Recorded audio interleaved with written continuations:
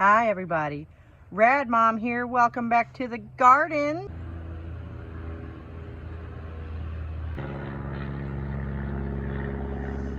Mother of pearl. It is a bit loud out here today, please bear with me. And you're not seeing things. My hair was red and now it's blue. Don't worry, I'm not changing my gender or anything. My 14-year-old had my favorite comment. He said that it made him think of Marge Simpson.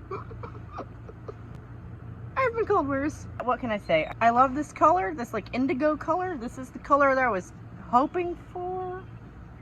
I don't know, I don't think it quite got there. I might have used a little too much because turns out red is hard to cover. Don't worry, it'll be back. All right, we're out here in the garden today because it is a warmer day, despite being the last week of November, and everyone is home for the holidays. So we're not gonna get any peace in the house. So we'll take what we can get out here. For today, we are doing another blog reading. It is one that's gotten a lot of traffic. It's also one that's very important to me. I think that this should be much closer to the center of the conversation. I am nowhere near bossy or articulate enough to try and make that happen myself. If this strikes any of you, share it around, share the message, spread the word, like and subscribe, because what we're talking about today is the lie that is killing feminism. Internalized misogyny runs deep. Even insightful women may find themselves suspicious of women-led movements. Van Badham writes for Guardian Australia. In addition to the coolest name in journalism, this week she has some sharp words about the current state of the battle of the sexes. She trumpets the results of a new study from the University of Bath. Married mothers who earn more than their husbands take on an even greater share of the housework. A study from the University of Bath in the UK has found the more they earned over their partner, the more housework they did. Women who earn more than men do more household labor, it concludes, because the situation implies a gender norm variation for which women feel obliged to compensate. She's playing his role, and centuries of debasement mean he can't bring himself to play hers. But the laundry ain't gonna do itself. Why obliged? The study says conceptions of masculinity are near inextricable from the ancient male breadwinner role. Oh, come now. Can men really be expected to adjust? Those creatures who forged civilization and colonized the planet navigating by the stars. Can we really expect them to behave rationally? Sarcasm aside, Van makes a very important point. I'll say what the study can't. Women learn as girls. There is no greater danger than a man who perceives his masculinity is threatened by them. Here, she pokes the doughy center of every heterosexual relationship. A man's greatest fear is that a woman will laugh at him. A woman's greatest fear is that a man will kill her. When your potential partners are also your biggest potential threat, not all the tension is sexual. You don't need to shoot a gun to know it's best to treat them as if they're all loaded. But rather than dig into this power imbalance and why it lingers despite economic changes, Van blurs micro and macro to basically blame society. Straight domestic relationships are where the deeply ingrained gender stereotypes go, like vampires, to feed on women's blood and maintain eternal life. Why are these stereotypes so ingrained? Could they have anything to do with the inevitable interactions of mechanistic material dynamics? Picking six figures won't make you stronger than him. The sweetest man in the world cannot gestate your child for you. If we're talking about the mundane frustrations of family life, we must acknowledge the whole gritty picture. Otherwise, we're just feeling sorry for ourselves. Alas, Van's deep digs at liberalism belie her ignorance of anything happening outside of it. A mutant alliance of conservative radicals and biologically determinist feminist separatists. You sure got me there. My husband will be very interested to know that I'm not speaking to him anymore, right after you finish explaining what biologically determinist actually means. Are out to insist that the greatest threat to women is not the intimate partner violence of fact, but the swim champ trans women of fiction. Say that 5 times fast. A link takes us to a denial of Leah Thomas's physical advantages. Here we have an explicit demonstration of the limits of lib-femanalysis. Van can't address the physical, material factors that shape women's domestic lives because she'd have to admit that we are different from men after all. Liberal feminism long ago gave away the different but equal card in exchange for entrance to the cool boys club. To highlight the distinction of femaleness is to admit that we don't belong. And while chiding lib-fems, Van is singing the same song. An avalanche of actively anti-trans legislation in the United States pause for the obligatory reminder that outlawing the mutilation of healthy children is pro-children, not anti-trans.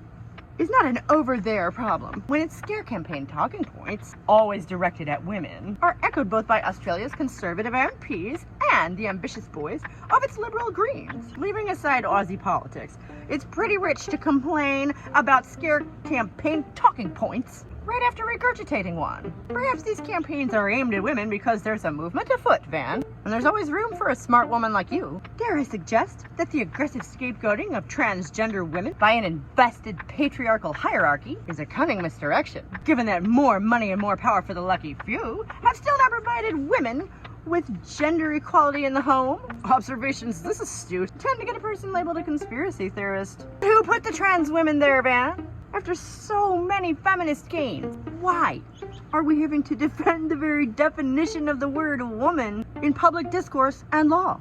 Woman is not a problematized term because of any transgender activism. Really? Because inclusive language is kind of their thing. It's because the modern expectations of what it means to be a woman are so demanding, contradictory, and structurally unsatisfying, they are impossible for everyone. That's why the gates are left undefended. We've gotten so busy pushing ourselves and hating ourselves and dumping our negativity onto other women that we've forgotten what it's all for. And Van points this out. It's really nice to finally see someone else bring this up. She describes how we're immersed in a culturally mainstreamed, go-girl, liberal feminism that has massaged girls can do anything into girls should do everything all the time. You must have #NoLimits. Especially when it comes to sexual experimentation, and yet confidently enforce your boundaries. Dump the motherfucker already, but have #couple goals. Yep, those double standards are a bitch. But when even adult human females struggle to be women, the temptation for fellas to show us girls how it's done must be overwhelming. Van tears into liberal feminist messaging with a vengeance that feels personal. The most important job in the world is still being a mother, so be an active parent, but not a helicopter parent. You should pursue your own dreams, but think outside the box. Achieve a work-life balance, but also lean in. Ask for that raise, #believe, achieve, and smash that glass ceiling with your perfect face. It's the old paradox that insists the apex of womanhood is to be simultaneously virgin, mother, and whore. Except, also now do this backwards in heels, making 6 figures on a keto diet at yoga while vacuuming and everything's live on Instagram. Just reading this leaves me breathless, and she didn't even mention the kids. The relentless spinning of the modern woman, our perpetual multitasking, keeps us drained and preoccupied, which suits those who benefit from our current system just fine. Culture is not encouraging this because it reflects any aspiration of the modern woman to be exhausted, strung out, and burdened by feelings of performance failure. It's because the patriarchy has realized liberal feminism's potential to leave women so individually overburdened, stressed, and anxious they don't revolt against the vampiric masculinities in their lives. That, and we all have a vampire we know and love. Tearing down the patriarchy cannot begin with tearing down our homes. Working with men to end patriarchy may seem like a paradox, but I'm starting to think it may be the only way. No one said marriage was easy. Straight women are down in the trenches on the front lines of the battle of the sexes, with no clear strategy and no reinforcements. If we coordinate, we could push for the basic equality we all want. Freedom from fear. And can't I just have like a box or some shit? Like, what the fuck? This is my show. I bet I can find something to set that bitch on. Okay. Oh my god, it's wet. The world is wet.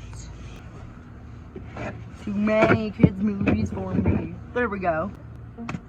Yay, alright. Van is good at identifying problems, resisting the urge to put the onus on individuals. She waves instead toward the nebulous evil of patriarchy. Because patriarchy makes women more detail-oriented and gives men narrow pelvises. They never quite think this through, do they? Because to do that would be to admit defeat in liberal feminism's most precious skirmish. That men and women are exactly the same. Aside from the obvious external differences. That femaleness is so insignificant. It has no material impact on us whatsoever. This is the blatant lie that's killing feminism. Adhering to this lie makes any real analysis of our lives impossible. It blinds us to our situation. It keeps us from seeing our shared problems.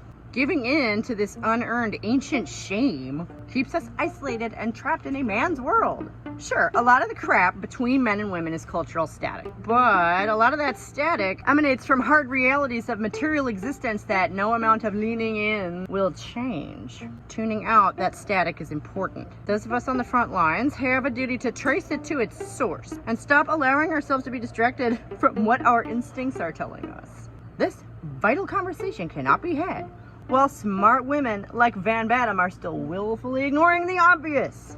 Collective amnesia will continue to ensure that life's traps ensnare all of us, one by one. Unless we can forgive ourselves for being female, feminism is doomed. A chipper closing there, but I hate talking to to the camera. Like, I can talk to myself. Goodness knows. I will put a link to the original post in the description box below. Please comment any thoughts that you have. I love. We've had some really lively conversations, and I don't mean that everyone is arguing. We don't all have to agree. That's ridiculous. And you know what?